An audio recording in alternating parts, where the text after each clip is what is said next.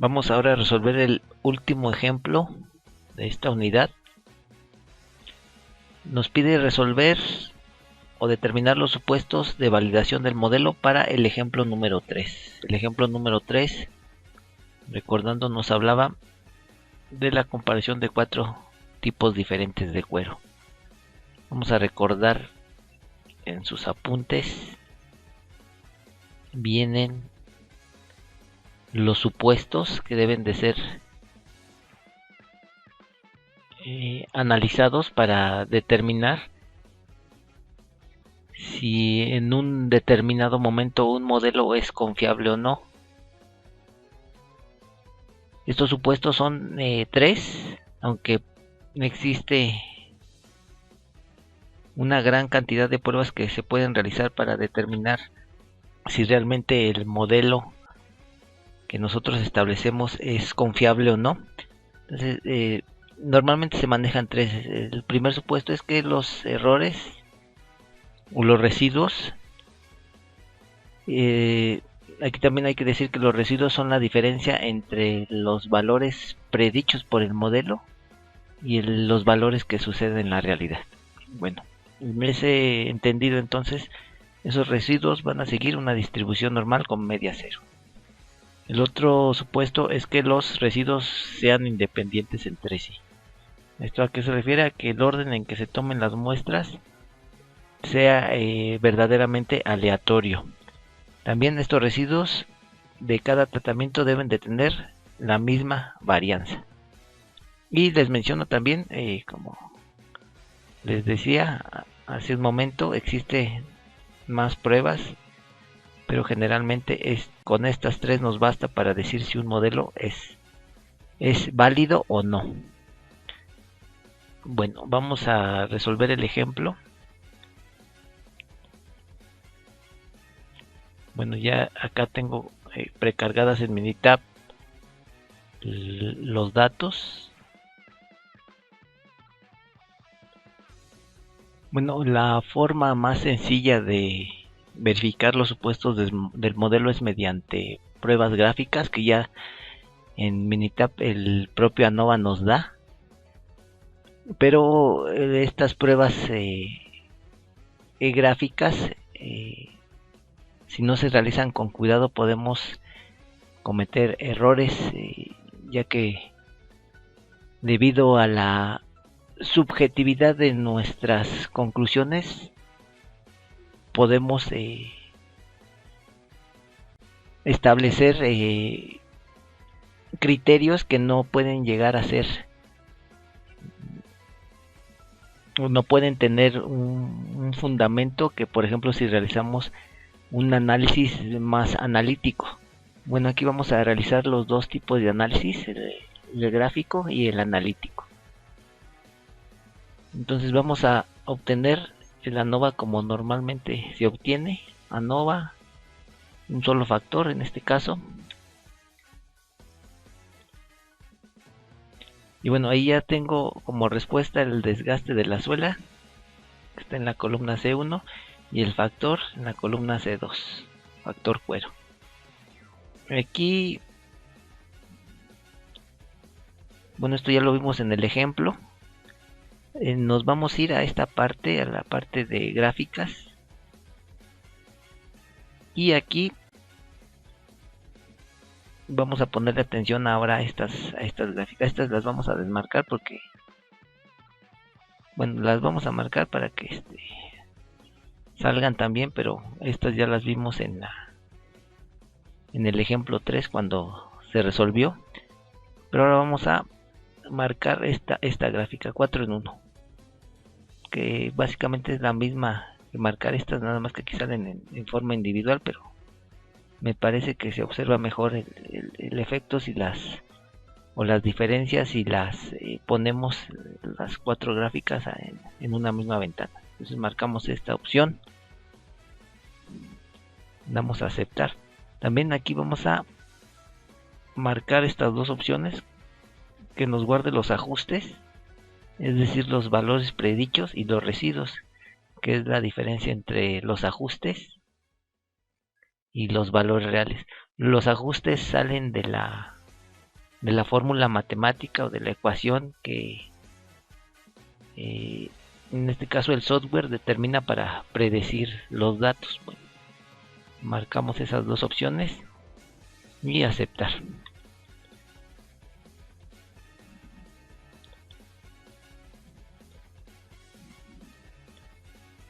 Bueno, se nos generan estas dos columnas de residuos.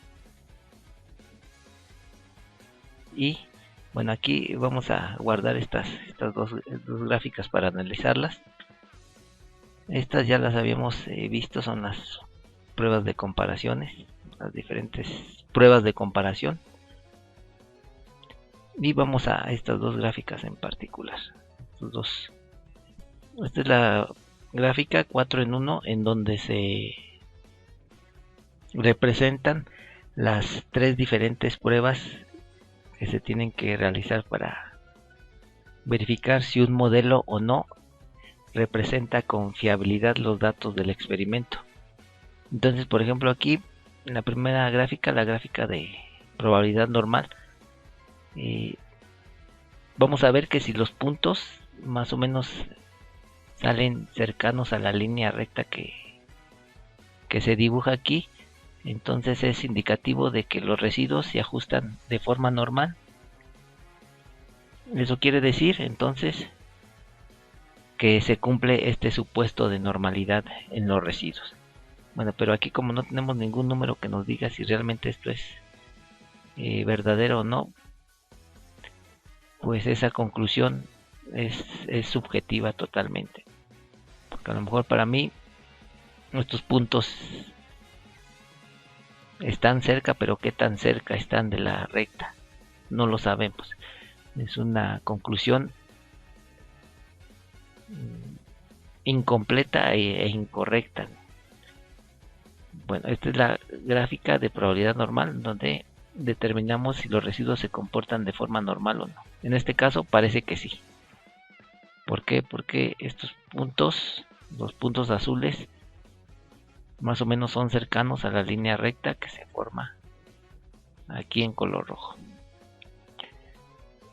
La segunda gráfica, que dice contraajustes,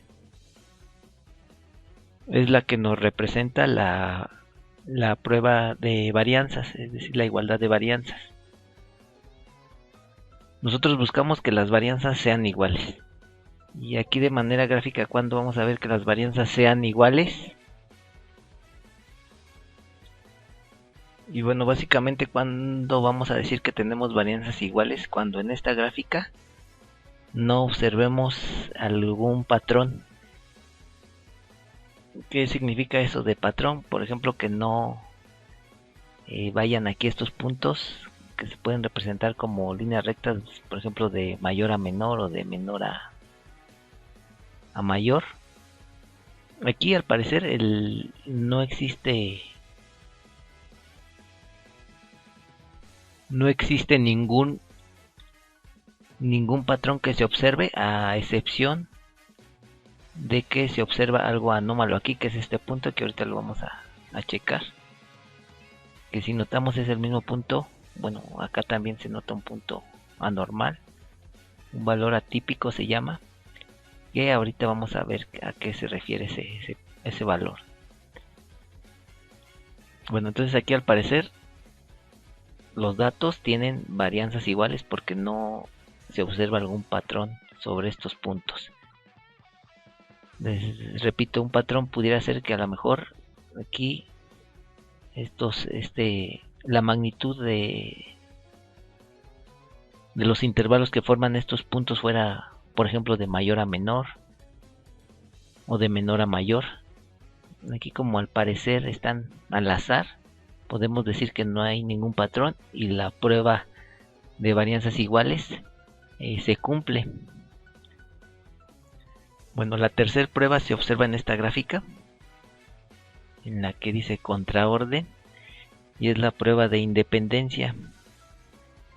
Esta prueba de independencia se refiere a que las mediciones deben de ser independientes una de otra y se refiere al orden aleatorio en el que se tienen que hacer las mediciones.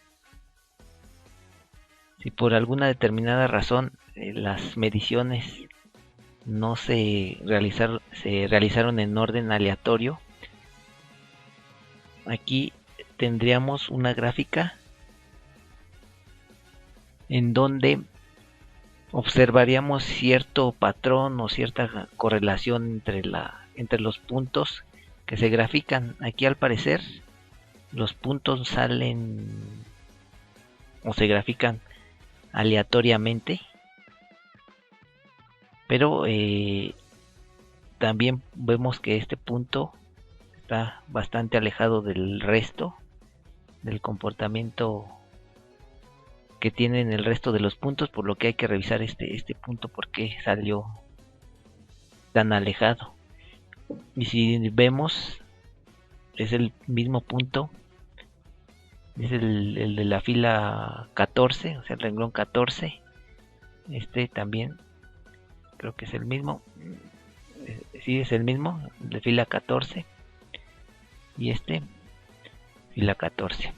Entonces este punto que ha salido digamos fuera del comportamiento que tienen el resto de los puntos es un valor atípico. Ese valor atípico está referido a la observación número 14, que es esta de aquí, esta. Y bueno, entonces aquí qué es lo que procedería, verificar qué sucedió en la realidad aquí con esta medición.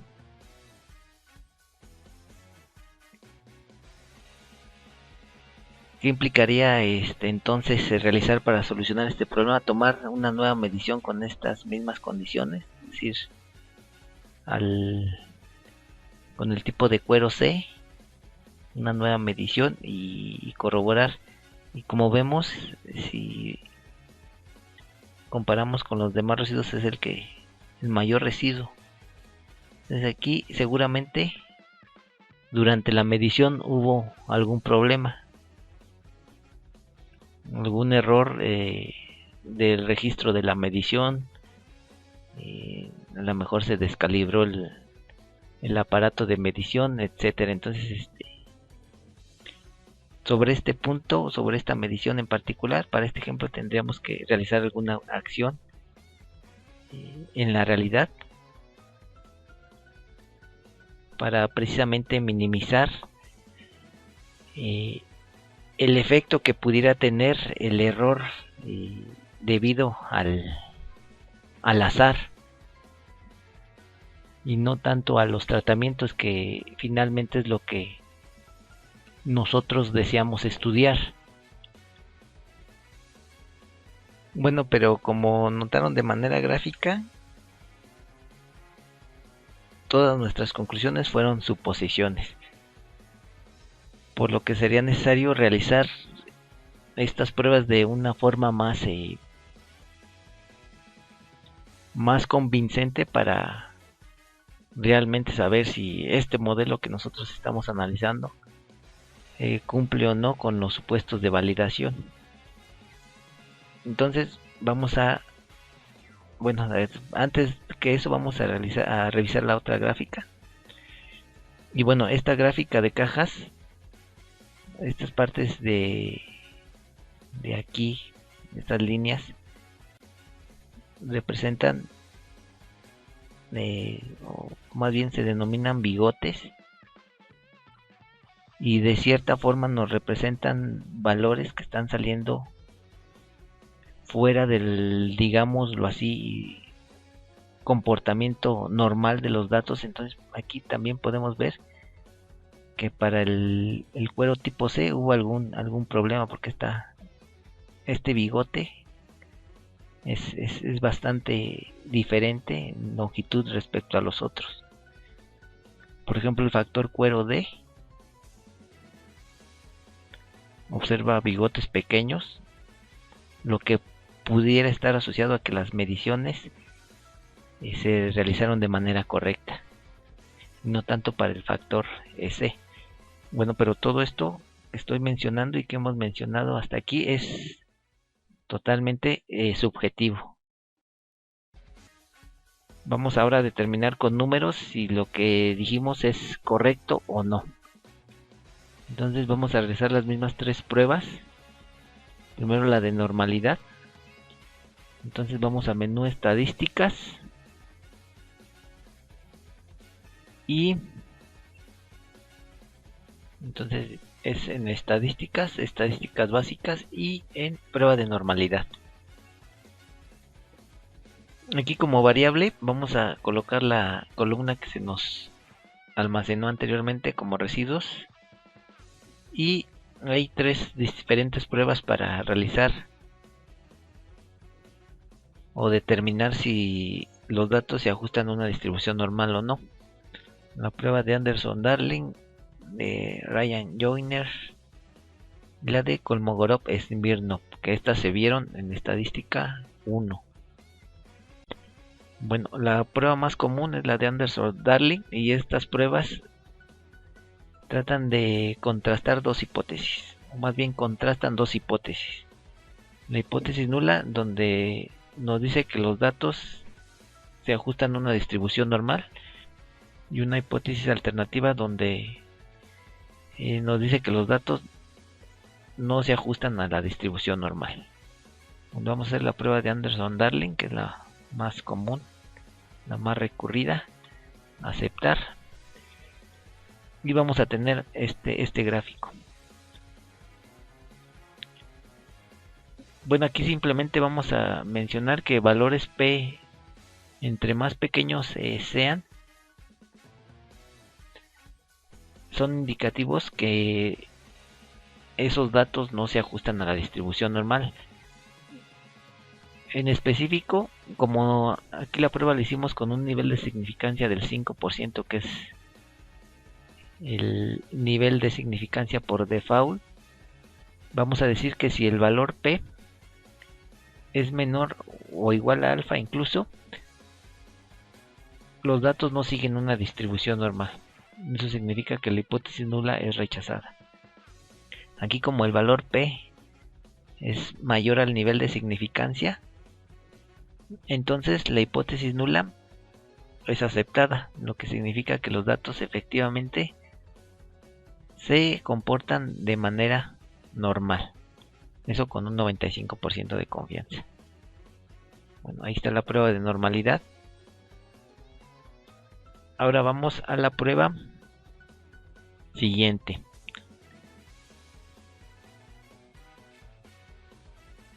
La prueba de independencia. Aquí en esta prueba deberíamos de graficar los residuos respecto al orden en que se obtuvieron. Entonces para ello vamos a tener que colocar aquí necesariamente una columna adicional donde vamos a colocar el orden. Perdón, aquí ya me equivoqué. El orden en el que se realizaron estas mediciones, que son 24. Entonces aquí lo estoy jalando como en Excel y tenemos 24 mediciones. Esta va a ser los datos que graficándolos se van a representar en el eje X y los residuos en el eje Y. Y vamos a determinar si existe correlación entre ellos. Entonces para ello podemos hacerlo de varias formas. Vamos a ir a regresión, ajustar el modelo de regresión. Aquí como Y, como respuesta, colocaremos los residuos, ya están ahí. Y como predictores continuos, estas X que hemos puesto en el anterior paso. No vamos a almacenar nada, no vamos a mover nada de aquí. Me parece que está al 95%, sí, está ok. Damos a aceptar. Y aquí vamos a ver, vamos a poner más atención al coeficiente de determinación. Y si es alto, entonces nos va a significar que en los datos no hay independencia. Si ese coeficiente de correlación y o de determinación es bajo, es malo, va a significar que los valores sí tienen independencia. Entonces aquí en este caso, bueno, el factor, perdón, el coeficiente de determinación es de 0.2, es bajo, con lo cual entonces concluimos que los datos en efecto son independientes. Y aquí nos hubiese salido un coeficiente de correlación más alto, por ejemplo de 0.6, 0.7, 0.8 en adelante, es indicativo de que los datos son dependientes. En este caso no sucede eso. Bueno, eso también lo podemos ver de manera gráfica si lo graficamos. A ver, vamos acá, gráfica de dispersión. Y como variable y vamos a poner los residuos, y como variable x la x que hemos colocado acá. Y ahí mismo vamos a ver que no se observa dependencia entre los datos graficados. Y si notan, esta misma gráfica es la que obtuvimos en la gráfica de 4 en 1. A ver si la puedo recuperar aquí. Es esta, es esta gráfica de aquí, y esta es la misma. Bueno, haciendo el análisis de regresión de estos puntos, vemos que tenemos un coeficiente de determinación de 0.2, lo cual nos implica que los datos entonces son independientes. Bueno, ya tenemos ahí otra evidencia de que los datos sí cumplen los supuestos de validación del modelo. Bueno, también para corroborar la prueba de independencia se puede hacer una prueba que se llama prueba de valores atípicos. Está aquí en estadísticas básicas, acá. Entonces, como variables colocamos a los residuos y aceptar, ¿no? Al otro no, a las otras opciones no le movimos nada.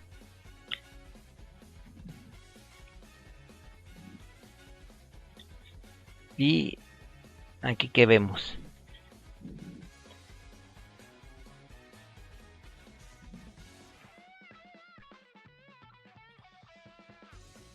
bueno, aquí en realidad esta prueba se utiliza para, como su nombre lo indica, verificar si hay valores atípicos, es decir, valores o mediciones que por alguna determinada razón se midieron o se registraron de forma incorrecta en este caso. Entonces aquí vamos a hacer caso más al valor P. Si este valor P es menor al nivel de significancia, va a querer decir que hay valores atípicos. Y aquí claramente lo vemos con este punto rojo. Este punto rojo seguramente se referirá a la observación 14 que anteriormente ya analizamos. Y sí, efectivamente es la observación 14. Aquí dice. Entonces, entre los datos hay un valor atípico. Sin embargo, hasta el momento, ese digamos, negrito en el arroz no ha sido suficiente para decir que los datos en su conjunto no cumplen los dos modelos los dos supuestos de validación que hemos analizado hasta el momento, el de normalidad y el de independencia. Bueno, ahora vamos al último supuesto, al de igualdad de varianzas. Bueno, también aquí vamos al menú de estadísticas básicas, es ANOVA, y prueba de igualdad de varianzas.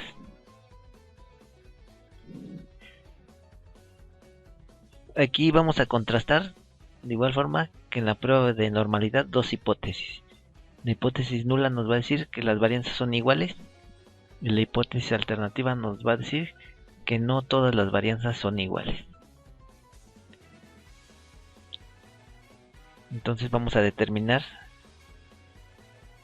cuál de esas dos hipótesis es correcta. En respuesta colocamos la columna C1, que en nuestro caso son los datos de desgaste de la suela, y como factores a cuero. Aquí no le movemos nada y vamos directamente a aceptar. Y nos aparece esta gráfica.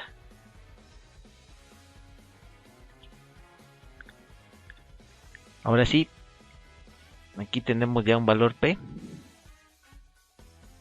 con dos diferentes pruebas, una de comparaciones múltiples y la de prueba de Leven. Bueno, la prueba de Leven es más potente, hay que decirlo, es decir, hay que hacerle más caso a esta. Y de forma general vamos a decir que si el valor P es menor al alfa, que en este caso es 5%, se va a rechazar la hipótesis nula. En este caso, como el valor P es mayor a alfa, se acepta la hipótesis nula. La hipótesis nula nos dice que las varianzas son iguales. De todas formas, aquí abajo ya nos dice que si los intervalos no se sobreponen, las desviaciones estándar correspondientes son diferentes. Entonces aquí, como todos los intervalos se sobreponen, todos son iguales. Por lo tanto, todas las varianzas de los diferentes tipos de cuero son iguales. Y entonces se cumple también el supuesto de igualdad de varianzas. Y ahora sí, entonces sí podemos decir que nuestro modelo es confiable, ya que se cumplen los tres supuestos de normalidad, independencia e igualdad de varianzas.